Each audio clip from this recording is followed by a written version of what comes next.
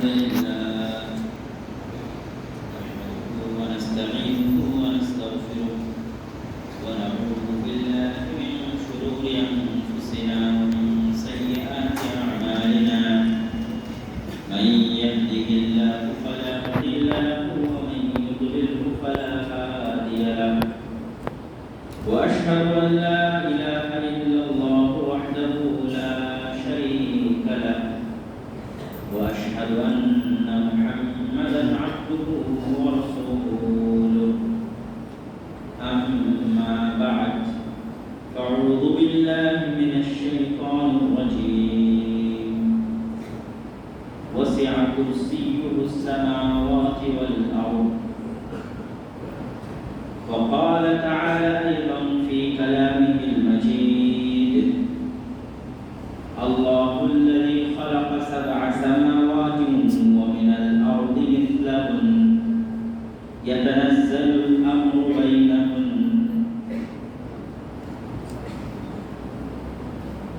যাবতীয় প্রশংসা হামদ ও সানা মহাপরাক্রমশালী আল্লাহ সুবহানাহু ওয়া তাআলার জন্য সকলে বলি আলহামদুলিল্লাহ। আলহামদুলিল্লাহ।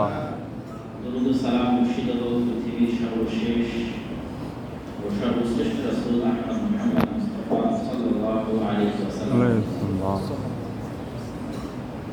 আজকে আল জামিয়া সালাফিয়া নাকিপাড়া বাওয়ারা শরীফ বাইতুল হামদ জামে মসজিদে জুমার খুতবার সংক্ষিপ্ত বিষয়বস্তু আল ঈমান বিল গায়ব, অদৃশ্যের উপর বিশ্বাস স্থাপন। আল্লাহ সুবহানাহু ওয়া তাআলা সূরা বাকারার শুরুতেই পবিত্র কোরআন নাযিল করার উদ্দেশ্য বর্ণনা করতে গিয়ে মুত্তাকিদের পরিচয় তুলে ধরেছেন।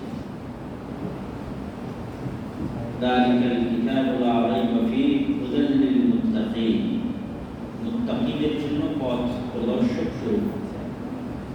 সেই মুত্তাকিদের পরিচয় বলতে গিয়ে আল্লাহ সুবহানাহু ওয়া তাআলা শুরুতেই বলেছেন আল্লাযীনা ইউমিনুনা বিল গায়ব, যারা অদৃশ্যের উপর বিশ্বাস স্থাপন করে। আজকের আধুনিক যুগে এবং বস্তুবাদী পৃথিবীতে মানুষ শুধু চোখে যা দেখে, ইনস্ট্যান্ট এবং ইমিডিয়েট রেজাল্ট যেটাতে মানুষ পাবে, শুধু মানুষ সেটির পিছনে ছোটাকে প্রকৃত সফলতা মনে করে। যেহেতু ধন দৌলত, টাকা পয়সা, বাড়ি গাড়ি এগুলো চোখে দেখা যায়, আর জান্নাত জাহান্নাম, কবরের আযাব, পরকাল এগুলো চোখে দেখা যায় না। ফলত মানুষের কাছে এখন সাথে সাথে যেটা পাওয়া যাচ্ছে সেটি মানুষের কাছে বেশি দামি হয়। তাদের জীবনটা হয় বস্তুবাদী, দুনিয়াতে। আর ইসলামের জীবন দর্শন হচ্ছে অদৃশ্য, পরকাল কেন্দ্রিক। এবং অদৃশ্যের উপর বিশ্বাসটা আল্লাহ সুবহানাহু ওয়া তাআলা এমন স্তরে চেয়েছেন যে স্তরকে বলা হয় ইয়াকিন, আইনাল ইয়াকিন, ইলমাল ইয়াকিন। এমন স্তর যে স্তরে গেলে মানুষ সচক্ষে দেখলে অথবা স্বাদ অনুভব করলে যে ধরনের বিশ্বাস তৈরি হয় সেই ধরনের বিশ্বাস। যেমন আমরা সবাই জানি যে আগুনে হাত দিলে হাত পুড়ে যাবে, এই মর্মে আমার বিশ্বাস। আর একজন নিজে আগুনে পুড়ে গেছে সেই ব্যক্তির বিশ্বাস, এই দুটির মধ্যে আসমান এবং জমির পার্থক্য আছে। ঠিক আছে, যখন ক্যামেরা, অডিও, ভিডিওর যুগ ছিল না, তখনও মানুষ বিশ্বাস করতো মক্কা মদিনা আছে। তো একজন মক্কা মদিনা সফর করে গিয়ে মক্কা মদিনা দেখে এসেছে, তার বিশ্বাস। আর আরেকজন মক্কা মদিনা সম্পর্কে জানে, তার বিশ্বাস। এই দুই বিশ্বাসের মধ্যে অনেক পার্থক্য আছে। তো আল্লাহ সুবহানাহু ওয়া তাআলা ওই লেভেলের বিশ্বাস চেয়েছেন যেটা নিশ্চিত, ইয়াকিন, যেন মানুষ চোখে দেখেছে। এই জন্য কিছু কিছু ক্ষেত্রে কোরআনে আল্লাহ সুবহানাহু ওয়া তাআলা অতীতের সিগা ব্যবহার করেছেন, অতীতবাচক, যে কিয়ামত হয়ে গেছে, কিয়ামত সংঘটিত হয়ে গেছে। অথচ আমরা বিশ্বাস করছি যে কিয়ামত হবে। সবচেয়ে বেশি নিশ্চিত কোনটা, ভবিষ্যৎ না অতীত? বিশ্বাসগত দিক থেকে এবং সংবাদের সত্যতার দিক থেকে অতীত সবচেয়ে নিশ্চিত। আমি জামিয়া সালাফিয়াতে ভর্তি হব, এটা একটা বিশ্বাস, আর আমি জামিয়া সালাফিয়াতে ভর্তি হয়ে গেছি, এখন জামিয়া সালাফিয়ার ছাত্র, এটা একটা বিশ্বাস।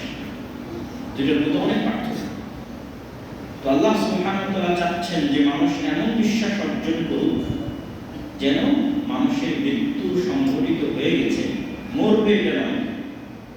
বিশ্বাসের লেভেলটা হবে এমন যে আমি মারা গেছি, এবং এটাই সত্য। বিশ্বাসের লেভেলটা হবে এমন যে কিয়ামত সংঘটিত হয়ে গেছে, এবং এটাই সত্য।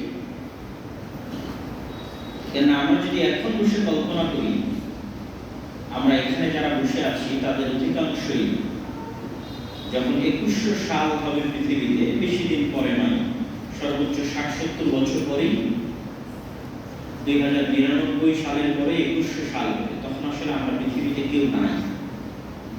তখন আমাদের অস্তিত্বটা অতীত। এরকম পৃথিবীতে হাজার হাজার মানুষ হাজার হাজার বছর পৃথিবীতে অতীতে চলে গেছে। তারাও একসময় মনে করতো আমি মারা যাব, কিন্তু তারা আসলে মারা গেছে। আমরাও মনে করতেছি যে আমরা মারা যাব, কিন্তু আসলে আমরা মারা গেছি, মৃত্যুবরণ করেছি। মৃত্যুবরণ করেছি এই বিশ্বাসটা হচ্ছে সর্বোচ্চ লেভেলের বিশ্বাস। কিয়ামত সংঘটিত হয়ে গেছে, কিয়ামতে আল্লাহ সুবহানাহু ওয়া তাআলা বিচার ফায়সালা করে ফেলেছেন, জান্নাত জাহান্নাম বন্টন হয়ে গেছে। হয়তো আল্লাহ সুবহানাহু ওয়া তাআলার দয়ায় আমরা জান্নাতে অবস্থান করছি, এবং জান্নাতে অবস্থান করার পরে জান্নাতের সুযোগ সুবিধাগত যে পার্থক্য, ফ্যাসিলিটির যে পার্থক্য, এটা পৃথিবীর সুযোগ সুবিধাগত পার্থক্যের চাইতে আসমান এবং জমিন পার্থক্য আছে। যেমন পৃথিবীতে আমরা এই মসজিদে সালাত আদায় করছি, এখানে ফ্যান আছে, কিন্তু এসি নাই। হয়তো এই রাজশাহী শহরে আর একটা মসজিদ আছে যেখানে এসি আছে, আবার এই রাজশাহী জেলার প্রত্যন্ত অঞ্চলে, বরেন্দ্র অঞ্চলে একটা মসজিদ আছে হয়তো যেখানে ফ্যানও নাই। এটা যে দুনিয়ার সুযোগ সুবিধাগত পার্থক্য। কেউ হয়তো বিজনেস ক্লাসে সফর করছে, কেউ ইকোনমি ক্লাসে, বিমানে, কেউ এসি বাসে, কেউ নন এসি বাসে, কেউ ট্রেনে বসার সিট পাচ্ছে না, কেউ হয়তো ট্রেনে কেবিন নিয়েছে। তো দুনিয়ার যে কোনো জায়গায় আপনি যান না কেন, হোটেলগুলো তো 3 স্টার, 4 স্টার, 5 স্টার, সুযোগ সুবিধাগত পার্থক্য আছে। মোবাইলের ফাংশন, কম্পিউটার ল্যাপটপের ফাংশনের সুযোগ সুবিধাগত পার্থক্য আছে। যখন মানুষ জান্নাতে যাবে, তখন জান্নাতের সুযোগ সুবিধাগত পার্থক্য যেটা সে অবলোকন করবে, সেটা দুনিয়ার এই ধরনের সুযোগ সুবিধাগত পার্থক্যের চেয়ে আসমান ও জমির পার্থক্য থাকবে।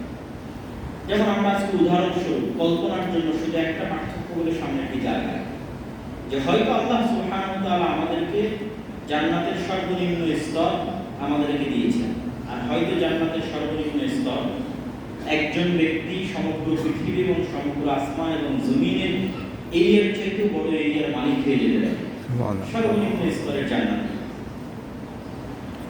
এত বড় বিশাল এরিয়ার মালিক হওয়ার পরও সে দেখবে যে বছরকে বছর, মাসকে মাস তার সাথে আল্লাহ সুবহানাহু ওয়া তাআলা সাক্ষাৎ হয়।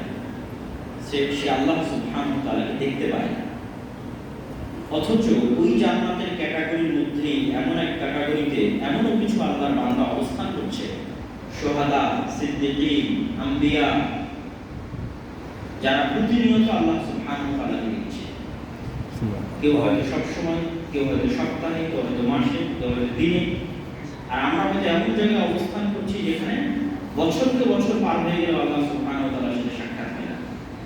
তখন জান্নাতে থাকার পরও জান্নাতীদের মধ্যে এই সুযোগ সুবিধাগত পার্থক্যের জন্য যে আফসোস তৈরি হবে, এবং সে আফসোস করে তারা বলবে, দুনিয়াতে যদি আর একটু আমি আল্লাহর জিকির করতাম, আর একটু আল্লাহর ইবাদত করতাম, তাহলে আজকে জান্নাতে আর একটু উঁচু মর্যাদা, উঁচু সম্মান, উঁচু ফ্যাসিলিটি লাভ করতাম।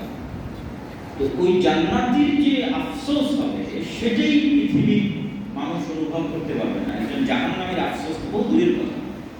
যে জাহান্নামে আছে আমি তার আফসোসের কথা বলছি না, যে জান্নাতে আছে কিন্তু সর্বনিম্ন স্তরে আছে। তার আফসোস কেমন হতে পারে। যখন মানুষ এই পর্যন্ত কল্পনা করতে পারবে তখন সে দুনিয়াতে সঠিক সিদ্ধান্ত নিতে পারবে। কেন দুনিয়ার এই 60-70 বছরের জীবন জান্নাতে অথবা জাহান্নামে যাওয়ার পর কয়েক সেকেন্ডের জীবনের মতো মনে হয়। ঠিক আপনি এখন আপনার বয়সে যে জায়গায় দাঁড়িয়ে আছেন এখানে দাঁড়িয়ে যেমন আপনার অতীত কালকে মনে হয় কয়েক সেকেন্ড অথবা কয়েক দিন। আমার বয়স যদি 30 বছর হয় তাহলে অতীতের 30 বছর আমার কাছে মনে হয় এটি কয়েক দিনের ব্যাপার, এই তো কালকের ঘটনা। ঠিক জান্নাতে একই মনে হবে যে 60-70 বছর এত দ্রুত পার হয়ে গেছে।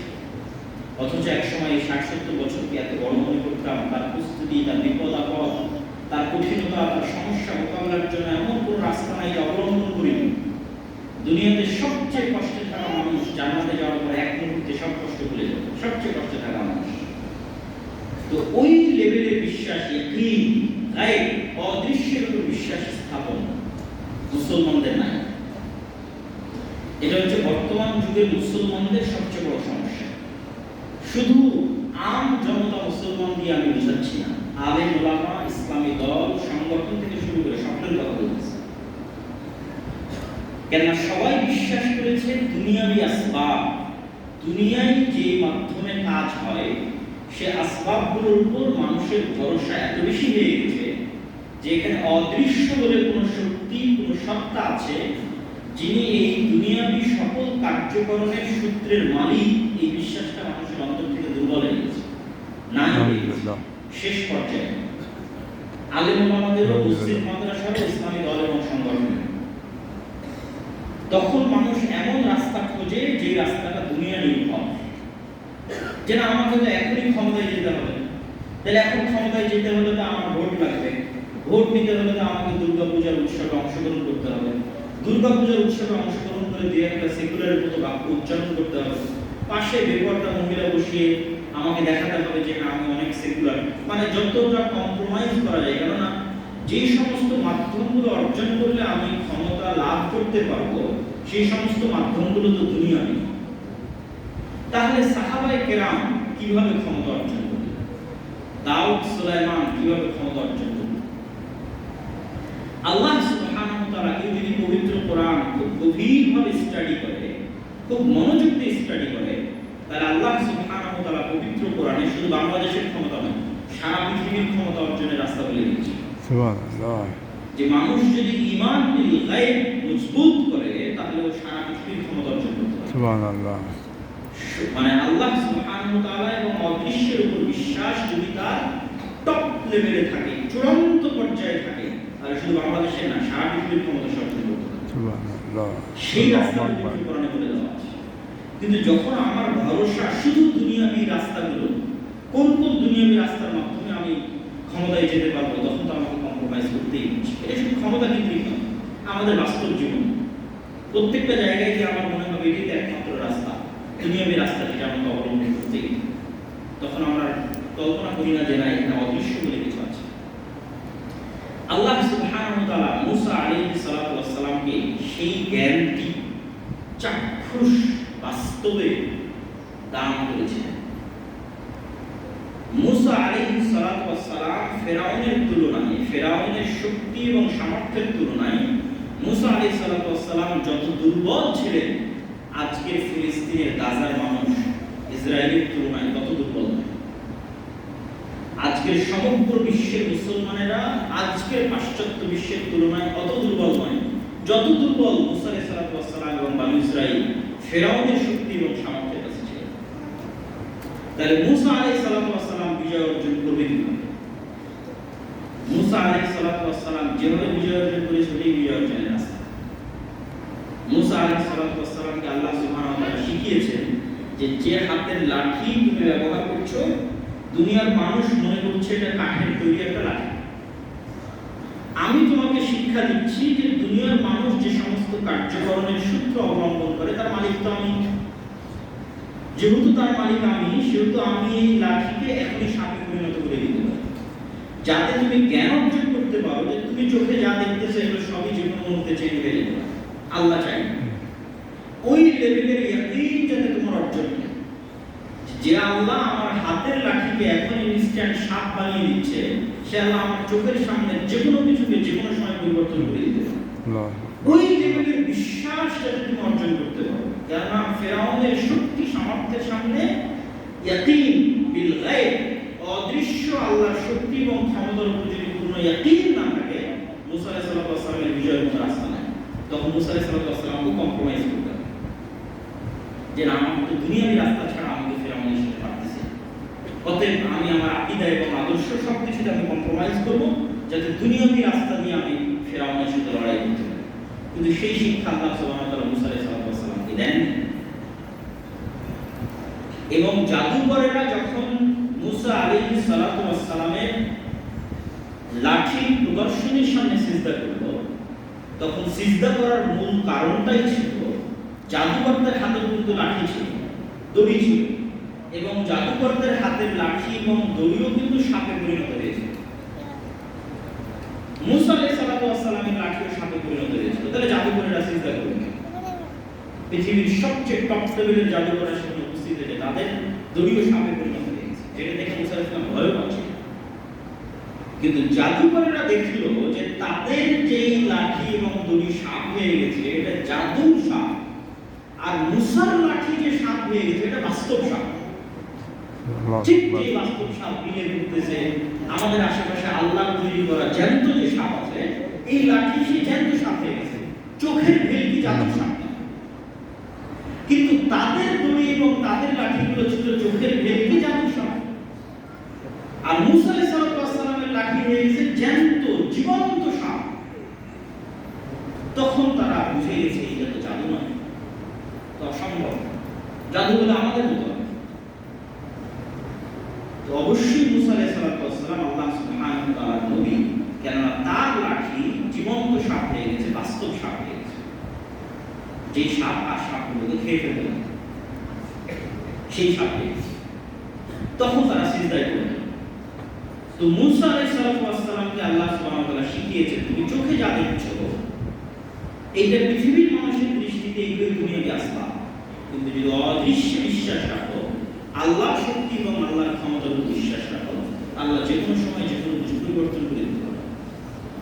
এবং বিজ্ঞানের আলোকে ওটা অসম্ভব নয়। বিজ্ঞানের আলোকে প্রত্যেকটা জিনিসের যে ডিএনএ আছে, জীব জন্তু জড় পদার্থ প্রত্যেকটার মধ্যে যে ডিএনএ আছে, এগুলো অধিকাংশ ডিএনএ কমন। যেমন মানুষ এবং বানরের ডিএনএ 98% কমন, মানুষ এবং শুকুরের ডিএনএ 98% কমন। তথা আমি আরো যদি স্পষ্ট করে বলি সহজ করার জন্য, যে মানুষ মানুষ হয়েছে আর শুকুর শুকুর হয়েছে শুধু 2% পার্থক্যের কারণে। বানর বানর হয়েছে আর মানুষ মানুষ হয়েছে শুধু 2% পার্থক্যের কারণে। আরো যদি উদাহরণ দিয়ে সহজ করে বলি, তাহলে একটাই মোবাইলে আমি লাইটও চালাচ্ছি, কলও দিচ্ছি, মেসেজও করতেছি, এই প্রত্যেকটার পিছনে কোডিং আছে। কোডিং কিন্তু সেম ল্যাঙ্গুয়েজ। ঠিক আমরা যখন বাংলা লিখি তখন কলম দিয়ে কালি বের হয়, যখন আরবি লিখি তখন কলম দিয়ে কালি বের হয়, যখন ইংরেজি লিখি তখন কলম দিয়ে কালি বের হয়, সবই তো কলমের কালি। শুধু একটু পরিবর্তনের কারণে একটা আলিফ হয়ে গেছে, একটু পরিবর্তনের কারণে একটা এ হয়ে গেছে, একটু পরিবর্তনের কারণে একটা ক হয়ে গেছে। ঠিক ওই রকমই কোডিং ল্যাঙ্গুয়েজ একটু পরিবর্তনের কারণে একটাতে চাপ দিলে লাইট জ্বলতেছে, একটাতে চাপ দিলে কল যাচ্ছে। তো এটা যে মানুষের তৈরি করা কোডিং সিস্টেমের প্রোগ্রামিং এর পার্থক্যের কারণে সুযোগ সুবিধাগত পার্থক্য, তৈরিগত পার্থক্য, জিনিস একই, ল্যাঙ্গুয়েজ একই। তো আল্লাহ সুবহানাহু ওয়া তাআলা এই পুরো পৃথিবীকে যেভাবে প্রোগ্রাম করেছেন, আল্লাহ একটু পরিবর্তন ডিএনএ এর মধ্যে একটু পরিবর্তন করে দিলে, তখন মানুষের ডিএনএ 2% পরিবর্তন করে দিলে সকালবেলা মানুষ দেখবে সে বানর হয়ে গেছে। এবং মানুষ যদি পৃথিবীর দ্বিতীয় কোনো প্রাণীতে পরিণত হয়, তাহলে অল্প পরিবর্তনে দ্বিতীয় দুইটা প্রাণীতে পরিবর্তন হতে পারবে, একটা বানর একটা শুকর, ন্যূনতম সামান্য পরিবর্তন। এই জন্য রাসূল সাল্লাল্লাহু আলাইহি ওয়াসাল্লাম বলেছে যে আমার উম্মতের একদল মানুষ বানর এবং শুকরে পরিণত হবে। কিন্তু এটা সামান্য পরিবর্তনই। আল্লাহ সুবহানাহু ওয়া তাআলা চাইবেন রাতের বেলা মানুষের ডিএনএ একটু পরিবর্তন হয়ে যাবে, সকালবেলা উঠে দেখবে সে বানর হয়ে গেছে, সকালবেলা উঠে দেখবে সে শুকর হয়ে গেছে। তাহলে পুরো পৃথিবী এরকম কিছুকে যে কোনো মুহূর্তে উনি যে কোনো কিছুকে পরিবর্তন করে দিতে পারেন। ওয়া আলা কুল্লি শাইইন কাদির। তো যখন এই লেভেলের বিশ্বাস মুসা আলাইহিস সালাম অর্জন করেছে, তখন সামনে যদি বিশাল সমুদ্র থাকে আর পিছনে যদি বিশাল ফেরাউনের সেনাবাহিনী থাকে, তো মুসা আলাইহিস সালাম ভয় পাবেন। যদিও মুসা আলাইহিস সালাম জানেন না যে আল্লাহ সুবহানাহু ওয়া তাআলা তার জন্য সমুদ্রের মধ্যে রাস্তা তৈরি করে দিবেন, এটা তিনি জানেন, কিন্তু এই জ্ঞানটা অর্জন হয়ে গেছে যে আমরা চাইলে সবকিছু করতে পারি। আমার লাঠিকে যদি আল্লাহ সাপ বানিয়ে দিতে পারে, তাহলে ফেরাউনের শক্তি আসলে কোনো শক্তি নয়। ওই জন্য ইসলামের একটা কালিমা আছে, লা হাওলা ওয়ালা কুওয়াতা ইল্লা বিল্লাহ, যেখানে আল্লাহ সুবহানাহু ওয়া তাআলা পৃথিবীর সকল শক্তি সমান সমান জিরো। লা হাওলা নেই কোনো শক্তি, নাফি, নাকেরা। মাদ্রাসার ছাত্ররা খুব ভালো বুঝতে পারবে, যেটা হচ্ছে ইস্তিগরাক এর ফায়দা দেয়, তথা পরিপূর্ণরূপে নাফি, জিরো। লা হাওলা তথা আমেরিকার শক্তি, ইসরায়েলের শক্তি, সারা পৃথিবীর সবার শক্তি সমান জিরো। ওয়ালা কুওয়াতা ইল্লা বিল্লাহ, আল্লাহ শক্তি ছাড়া। কিন্তু ওই লেভেলের বিশ্বাস মুসলমানদের নাই। যেই লেভেলের বিশ্বাসে গেলে এই বিশ্বাসটা বাস্তব অর্জন করতে পারবে, মুখে না। মুখে তো আমরা সবসময় বলতেছি লা হাওলা ওয়ালা কুওয়াতা, কিন্তু আমার জ্ঞান এবং আমার ইয়াকিন ওই স্তরে, ওই স্তরের বিশ্বাস সাহাবী অর্জন করেছে, ওই স্তরের বিশ্বাস নবী অর্জন করেছে। যেমন গায়বের একটা বড় বিষয় হচ্ছে ফেরেশতা। আমরা শুধু মুখে বলার সময় বলেছি আমানতু বিল্লাহ ওয়া মালাইকাতিহি ওয়া কুতুবিহি ওয়া রাসূলিহি, যে আমরা আল্লাহর উপর ঈমান আনয়ন করছি আর তার ফেরেশতার উপর ঈমান আনয়ন করছি। কেউ বিশ্বাসই করে না যে ফেরেশতা আছে। আলেম ওলামা, মসজিদ, মাদ্রাসা কেউ না, মানে ইন প্র্যাকটিক্যাল লাইফ ইয়াকিন লেভেলের বিশ্বাস নেই যে ফেরেশতা আছে। বলার সময় বলছি, পড়ার সময় পড়ছি, কিন্তু আল্লাহ সুবহানাহু ওয়া তাআলা কোরআনে কিন্তু ওই যদি কোরআনের মেসেজ পড়ে, তাহলে এই জিনিসগুলোকে বারবার বলতে হচ্ছে, এগুলো বেসিক। মানুষ দুনিয়ার পিছনে দৌড়াদৌড়ি করতেছে, কিন্তু মানুষের আগে লাগবে অন্তত মুসলমানদের বিজয়ের জন্য গায়েবের উপর ইয়াকিন। যেমন গায়েবের একটা বিষয় হচ্ছে মালায়েকা, ফেরেশতা। ফেরেশতাদের বিশ্বাসী নাই মানুষ, মুসলমানদের না। আপনি যদি সাহাবীদের বিশ্বাসের লেভেল দেখেন ফেরেশতাদের উপরে, তাহলে আপনি তুলনা করতে পারবেন যে আমাদের ফেরেশতাদের উপর বিশ্বাসের লেভেলটা কোথায়। যদি সাহাবীদের লেভেলটা দেখেন যে সাহাবীরা কোন লেভেলে বিশ্বাস করতে, অসংখ্য হাদিস তুলে ধরা যাবে। আজকে জুমার খুতবায় সব হাদিস তুলে ধরার মতো সময় নেই, দুই একটা হাদিস বলি, তাহলে ছাত্ররা আরো খুঁজে বের করতে পারবে। এবং মানুষ যখন পড়বে, তখন এটা আমাদের একটা বই আকার আসতেছে, সেই বই আকারে মোটামুটি সকল হাদিস সেখানে একত্রিত করা আছে। যেমন রাসূল সাল্লাল্লাহু আলাইহি ওয়াসাল্লাম এরকম ভরা মজলিসে বসে আছেন, তো একজন অপরিচিত মানুষ আসে, তাকে মদিনার কেউ চেনে না। আজকেও মদিনা যত ছোট শহর, সৌদি আরবের অন্য শহরের তুলনায়, দাম্মাম, রিয়াদ, জেদ্দার তুলনায় 50 ভাগের 1 ভাগও নয় মদিনা, এত ছোট শহর। আজ এই আধুনিক যুগে, তাহলে সেই যুগে কত ছোট শহর হতে পারে? হাতে গোনা যাবে বাড়ি গোনা, 5টা 10টা 15টা 20টা বাড়ি হাতে গোনা যাবে। 700 থেকে 1000 মানুষ বসবাস করে, আর বেশি না। সবাই সবাইকে চিনে। তো মসজিদে উপস্থিত কেউ চিনতে পারতেছে না যে এই লোকটাকে। আবার তার গায়ে সফরের আলামত নাই। এটা তো আজকের যুগের সফর নয় যে বিমানে সফর করে আসলাম, তো মরুভূমির সফর। মরুভূমির সফরে আলামত থাকবে না, অসম্ভব। যখন প্রশ্ন সব শেষ হয়ে গেল, ইসলাম কাকে বলে, ঈমান কাকে বলে, ইহসান কাকে বলে, ফিরে যাওয়ার সময় আল্লাহ বলছেন চিনো শেখে, এই জিবরাইল এসেছিল তোমাদেরকে দ্বীন শেখানোর জন্য। তাহলে সাহাবীরা স্বচক্ষে জিবরাইলকে দেখতেছে মানুষের রূপে, তাহলে তার বিশ্বাসের লেভেল যে হ্যাঁ জিবরাইল আছে, ফেরেশতা আছে, আর আমার বিশ্বাসের লেভেল আপনি কল্পনা করবেন। এরকম অসংখ্য হাদিস একটা পর একটা মিলাবেন যে একদল মানুষ যদি 24 ঘন্টা শুধু এরকম ফেরেশতার কথাই শুনে এবং ফেরেশতা রিলেটেড ঘটনাই দেখে সারাদিন, তাহলে তার কি হতে পারে? রাসূল সাল্লাল্লাহু আলাইহি ওয়াসাল্লাম বলতেছে যে আমাকে জিবরাইল এত বেশি পরিমাণে রেসপন্ড করতে বলেন, কেননা ফেরেশতাদের গন্ধে কষ্ট হয়, মানুষের মুখের গন্ধে। তোমরা পেঁয়াজ রসুন খেয়ে মসজিদে আসো না, কেননা তারা কষ্ট পায়। ওই বাড়িতে ফেরেশতা প্রবেশ করে না যে বাড়িতে ছবি মূর্তি থাকে। রাসূল সাল্লাল্লাহু আলাইহি ওয়াসাল্লামের বাড়িতে একদিন ফেরেশতা প্রবেশ করে। এরকম ঘটনাগুলো যখন সামনে রাখবেন, এবং আরো চাক্ষুষ ঘটনা যদি বলি, বদরের যুদ্ধে সরাসরি সাহাবীরা ফেরেশতাদের যুদ্ধ করতে দেখেছে। এই মর্মে অসংখ্য রিওয়ায়াত আছে। খন্দকের যুদ্ধে রাসূলুল্লাহ সাল্লাল্লাহু আলাইহি ওয়াসাল্লাম যুদ্ধ শেষ করে এসে তরবারি রাখতে যাচ্ছেন, জিবরাইল এসে বলছেন, আপনি তরবারি রেখে দিয়েছেন, আমরা তো রাখিনি। বলে কেন?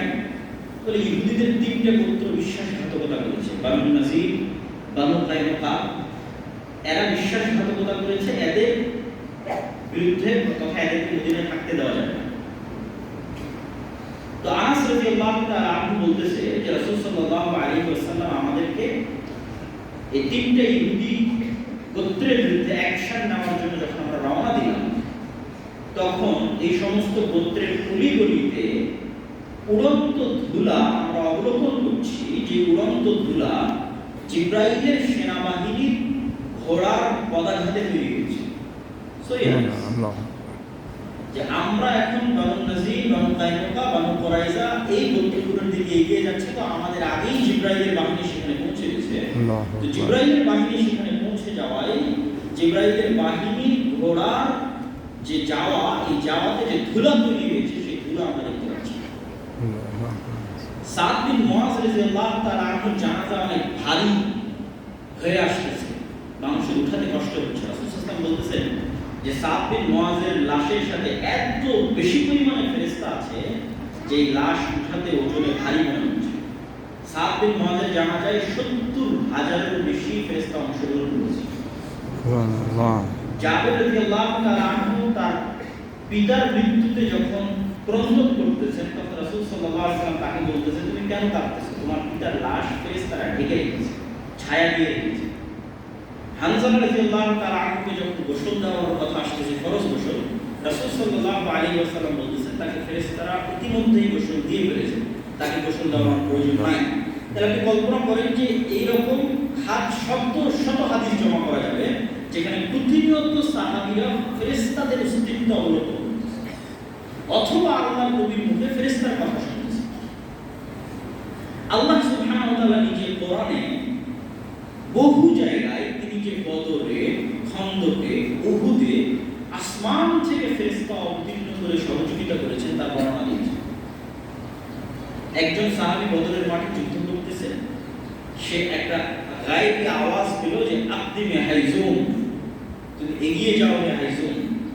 সে বলল, আমি এগিয়ে যাচ্ছি এক মুশরিকের দিকে তাকে আঘাত করার জন্য, কিন্তু আমার আঘাতের আগে মুশরিক পড়ে গেছে এবং আমি দেখছি সে আহত অবস্থায় ছটফট করতেছে এবং তার আঘাত, তার শরীরে আঘাতের রক্ত বের হচ্ছে, অথচ আমি তাকে আঘাতই করি, আমি তাকে তরবারিতে আক্রমণই করি।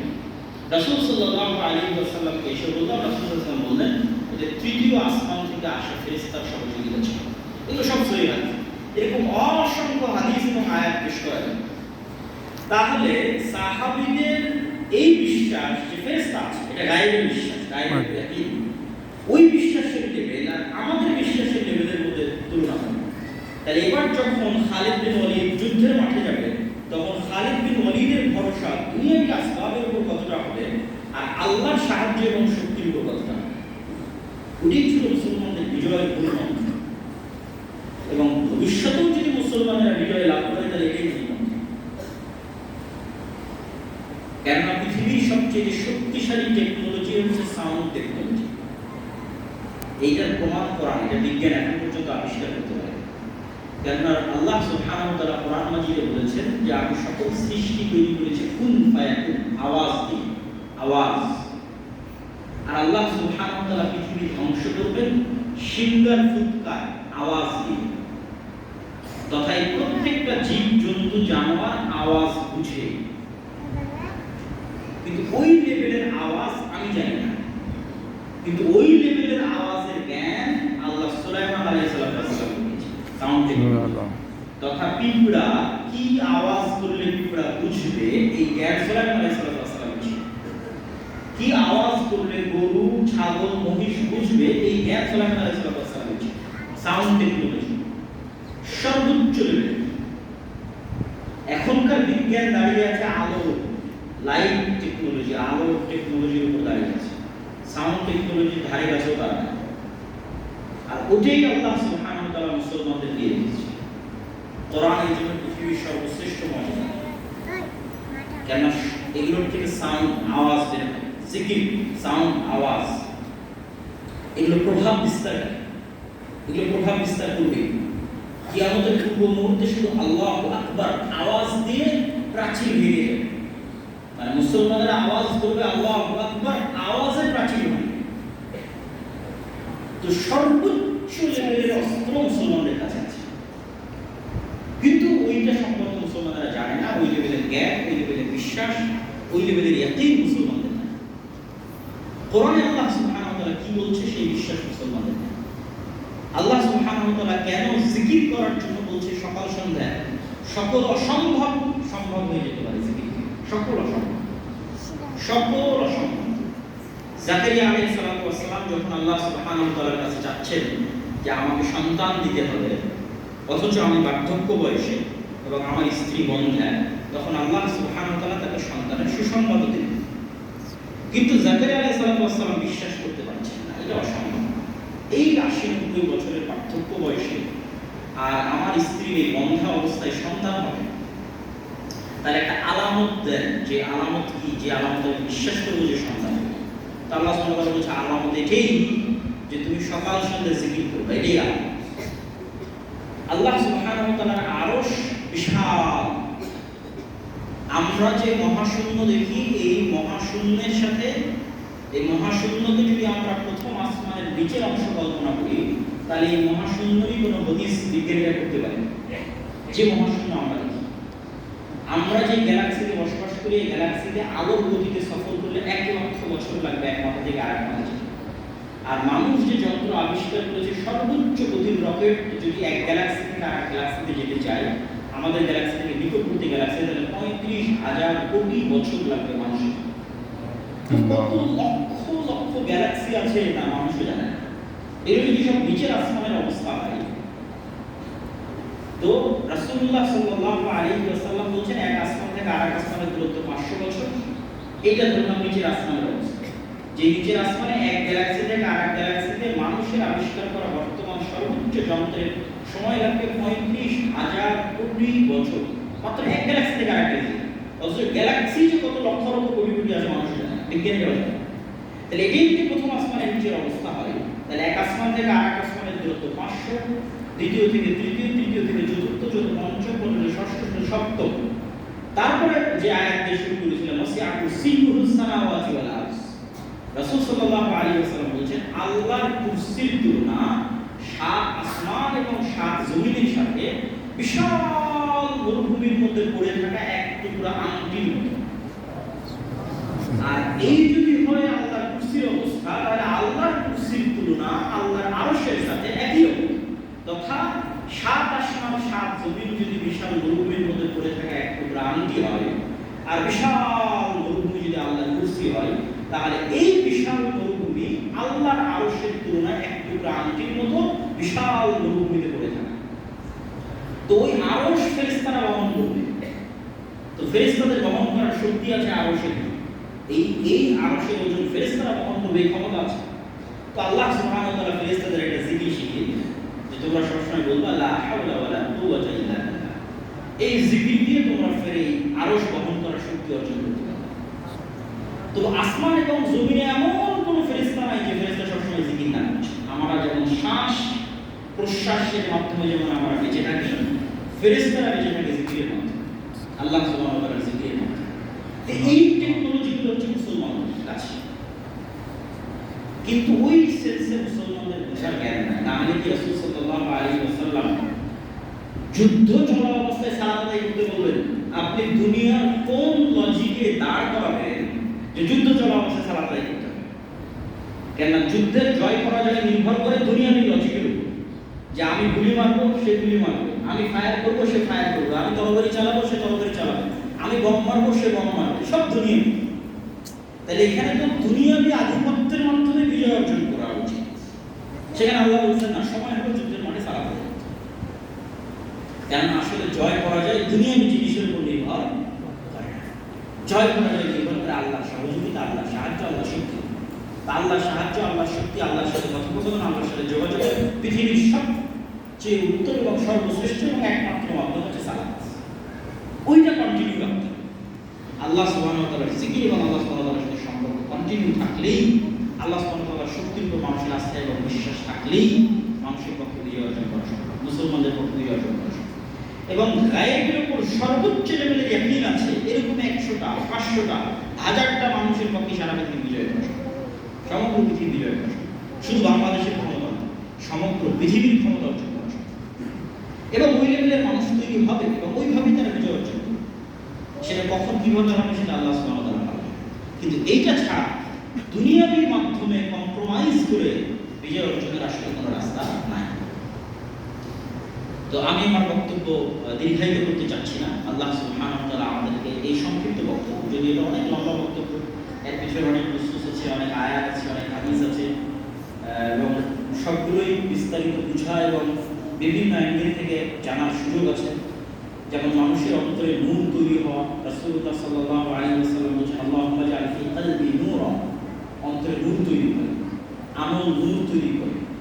এবং মানুষ যত নূর অর্জন করবে সেই নূর কিয়ামতের মাঠে, কবরে এবং সিরাতে তাকে সহযোগিতা করবে, আলো দিবে, কেননা সেদিন কোনো আলো থাকবে না। তো এগুলো আরো অনেক বিষয় আছে যেগুলো একটা আরেকটার সাথে রিলেট এবং কানেক্ট করে। নূরও হচ্ছে অদৃশ্য, তাই এটা চোখে দেখা যায় না। যেমন দুনিয়ার অনেক লাইট চোখে দেখা যায় না, তারপরও বিজ্ঞান হয়তো সেটা ধরতে পারে। দুনিয়ার এমনও লাইট আছে যে লাইট বিজ্ঞান ধরতে পারে না। আপনি বলবেন এটা আবার কেমন কথা? দুনিয়ার কিছু লাইট আছে যে আমরা দেখতে পাই না কিন্তু বিশ্বাস করি, কিন্তু বিজ্ঞান ধরতে পারে যে না আছে লাইট। যেমন আমরা যখন এসি অন করি অফ করি তখন রিমোট থেকে একটা লাইট বের হয়ে এসির সাথে কানেক্ট হয়, এগুলো ইনফ্রারেড রে, ইনফ্রারেড লাইট। ঠিক আছে, এরকম সবগুলো যে ক্যামেরা চলতেছে, লাইট চলতেছে, এগুলো সব লাইটের উপর আলো, এই আলোটা আমরা চোখে দেখতেছি, সেটার উপর নির্ভর করে পরিচালিত হচ্ছে। এমন লেভেলের আলো আছে যে লেভেলের আলো বিজ্ঞানও ধরতে পারবে না। তার দলিল হচ্ছে, কুকুরের ঘ্রাণ শক্তি মানুষের ঘ্রাণ শক্তির চেয়ে 10,000 গুণ বেশি। আমরা মানুষকে চেহারা দেখেছি, কুকুর মানুষকে চেহারা দেখেছে। মানে আপনি আমাকে যেইভাবে দেখতেছেন, কুকুর আসলে আমাদেরকে এইভাবে দেখে না। কেন আমাদের কাছে পৃথিবীটা 3D, ত্রিমাত্রিক। কুকুরের কাছে পৃথিবী 3D নয়। কুকুর সামান্য কিছু কালার দেখে আর বেশিরভাগ সময় চিনতে পারে ঘ্রাণ, ঘ্রাণ শুনে চিনতে। আমরা একটা মানুষের অবয়ব দেখে চিনতেছি, এইভাবে না। তো কুকুর যেই লেভেলের ঘ্রাণ অর্জন করে, ওই লেভেলের ঘ্রাণের ক্ষমতা মানুষের নাই, মানুষের তৈরি কোনো যন্ত্রের নাই। এটা হচ্ছে আমাদের দলিলের জায়গা, যে কুকুর যেই লেভেলের ঘ্রাণ অর্জন করে, ওই লেভেলের ঘ্রাণ অর্জন করার ক্ষমতা মানুষের নাই, মানুষের তৈরি কোনো যন্ত্রের নাই। এই জন্য মানুষ কুকুরকে প্রশিক্ষণ দিয়ে কোথাও বম আছে কিনা, কোথাও কোনো কিছু আছে কিনা, হারিয়ে যাওয়া কোনো ব্যক্তি, তাকে অনুসন্ধানের জন্য কুকুরকে লাগে। কেন কুকুরের যে ঘ্রাণ শক্তি, ওই ঘ্রাণ শক্তি ধরতে পারবে এই লেভেলের কোনো যন্ত্র নেই। ঠিক হাতির যে শ্রবণ শক্তি, হাতির শ্রবণ শক্তি মানুষের শ্রবণ শক্তির চেয়ে কয়েক হাজার গুণ বেশি। হাতি যেই লেভেলের শুনতে পায়, ওই লেভেলের শোনার ক্ষমতা মানুষের নাই, মানুষের তৈরি কোনো যন্ত্রের নাই। তো এমনও শব্দ পৃথিবীতে আছে যেই শব্দ হাতি শুনে, মানুষ শুনে না, মানুষের তৈরি কোনো যন্ত্র শুনে না। এমনও ঘ্রাণ পৃথিবীতে আছে যে ঘ্রাণ মানুষ নিতে পারে না, মানুষের তৈরি যন্ত্র নিতে পারে না। তাহলে এমনও লাইট, আলো পৃথিবীতে আছে যে আলো মানুষ দেখে না, মানুষের তৈরি যন্ত্র দেখে না।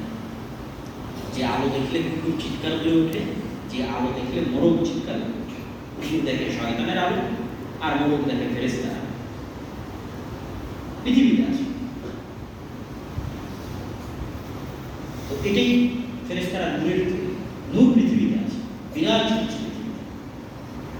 সেই নূর রাসূল সাল্লাল্লাহু আলাইহি ওয়াসাল্লাম চেয়েছিল অন্তরে তৈরি হোক, কানে তৈরি হোক, চোখে তৈরি হোক, ডানে বামে তৈরি হোক। কিন্তু সেই নূর মানুষ দেখতে পায় না। তার মানে মানুষ দেখতে পায় না, মানুষের যন্ত্র দেখতে পায় না, তার মানে সেটার অস্তিত্ব নাই। তাহলে ওই যে এই যে দুটো উদাহরণ দিলাম আমি, কুকুর আর হাতি, পৃথিবীর এরকম কত লেভেলের প্রাণী, কত স্তরের ভিন্ন ভিন্ন যোগ্যতা আছে, যেই স্তরের যোগ্যতায় মানুষ পৌঁছতে পারে না, মানুষের যন্ত্র পৌঁছতে পারে।